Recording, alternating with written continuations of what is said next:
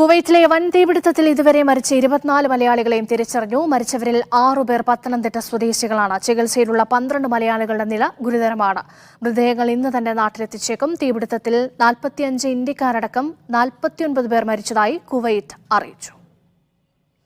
വിവരങ്ങൾ നൽകാൻ MC നാസറും ഒപ്പം RB സനൂപും ചേരുന്നുണ്ട്. നാസർ, നമുക്ക് അറിയേണ്ടത് മരിച്ച എല്ലാ മലയാളികളെയും തിരിച്ചറിഞ്ഞിട്ടുണ്ടോ? ഒപ്പം തന്നെ ഔദ്യോഗിക വൃത്തങ്ങളിൽ നിന്നും എന്തെല്ലാം വിവരങ്ങൾ ഇപ്പോൾ ലഭിക്കുന്നുണ്ട്? രശ്മ, ഏറെക്കുറെ പൂർണ്ണമായ തോതിൽ തന്നെ 49 പേരാണ് ഈ അത്യാഹിതത്തിൽ മരണപ്പെട്ടത്.